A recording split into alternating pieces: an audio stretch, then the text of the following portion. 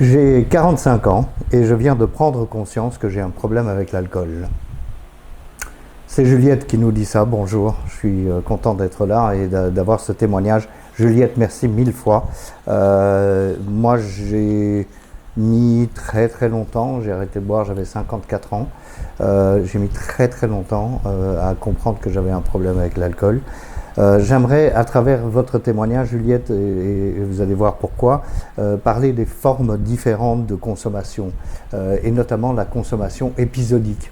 C'est le cas de Juliette. Juliette va nous raconter comment elle consommait, et vous allez voir qu'à un moment, on croit qu'on n'est pas alcoolique parce qu'on ne consomme pas tout le temps. On n'est pas alcoolique parce que, ça c'est, je le répéterai encore 1000 fois s'il le faut, parce que je ne bois pas le matin. N'importe quoi. Les alcooliques ne boivent pas le matin. Les alcooliques qui boivent le matin, c'est tous les témoignages que j'ai entendus dans les réunions auxquelles j'ai assisté, c'est ceux qui sont arrivés en fin de consommation et qui boivent. Il n'y a pas d'heure pour boire, voilà. Donc il faut démystifier l'idée que j'ai pas de problème avec l'alcool parce que je ne bois pas tous les jours. Je n'ai pas de problème avec l'alcool parce que je ne bois pas le matin. Oui, mais je n'ai pas de problème avec l'alcool, je bois que le week-end. Tout ça, c'est faux. On a un problème avec l'alcool quand on consomme et qu'on ne parvient pas à contrôler sa consommation en termes de quantité. Et quand on fait des blackouts, et quand on fait des accidents de voiture, et quand on a failli tuer quelqu'un, quand on est agressif, etc., il y a un problème d'alcool. Je suis désolé, mais c'est comme ça. On va continuer, hein. Alors, on va plutôt commencer. Le témoignage de Juliette, tout comme vous, je n'aime pas le terme alcoolique, dites-vous Juliette, c'est une étiquette. Un problème avec l'alcool peut être très divers et je suis 100% d'accord avec vous. Pour ma part, je me suis rendu compte que j'ai toujours apprécié de boire un verre lors de certaines occasions, et pas qu'un seul verre d'ailleurs.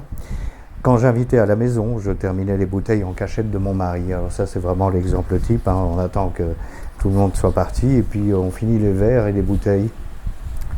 Ça, c'est clairement un besoin d'alcool. Puis j'ai commencé à boire en cachette le soir, de temps en temps, à m'en rendre malade et ensuite je passais des mois sans boire. Donc ici, on a du mal à croire que vous puissiez être alcoolique, hein, Juliette, ou que vous ayez un problème avec l'alcool. Mais voilà, c'est un témoignage qui nous montre qu'il ne faut, encore une fois, pas être dans la consommation quotidienne ou dans la consommation dès le matin. Je ne comprends pas. Au début, je pense que c'est comme prendre un anxiolytique, en effet, je suis d'accord avec vous, mais après, c'est la tristesse, la culpabilité et la honte. Je ne suis pas une personne qui boit tous les jours, je n'ai pas eu besoin de sevrage, il s'agit d'une pulsion incontrôlée. Je me suis décidé à voir une thérapeute pour lui expliquer mon problème et elle va me suivre. Mon cas me fait peur, car comment contrôler cela? La seule solution que j'ai trouvée est l'abstinence complète, car ainsi je me résigne mentalement à ne pas recommencer. J'espère que mon cerveau enregistrera. J'ai envie de le relire, votre témoignage, Juliette, parce que c'est très clair. Vous dites, je sais que j'ai un problème, c'est difficile à gérer parce que c'est un problème qui est épisodique, mais j'ai un problème. Donc, et j'aime beaucoup la phrase quand vous dites mon cas me fait peur, car comment contrôler ça? La seule solution que j'ai trouvée, c'est l'abstinence complète. On est tous d'accord sur le principe de l'abstinence complète. Je suis un exemple vivant, enfin un exemple dans le mauvais sens du terme, bien sûr, vivant. Dès que je retouche à la malbouffe, au paquet de chips et aux glaces, je reprends du poids évidemment. Donc là, quelle est ma solution? C'est de ne plus toucher à la malbouffe.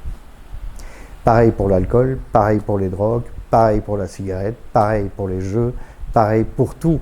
Je pense que si on est nombreux à témoigner, et Dieu seul sait si dans les réunions des groupes de parole dans le monde entier, on entend ces témoignages en disant la seule et unique solution, c'est que j'ai compris que c'était pas le dernier verre parce que je l'avais bu un verre de trop qui me rendait saoul, mais le premier verre, parce que quand je prends le premier, je m'arrête plus et je vais jusqu'au dernier, et le dernier est largement au-delà de la quantité des gens qui boivent normalement.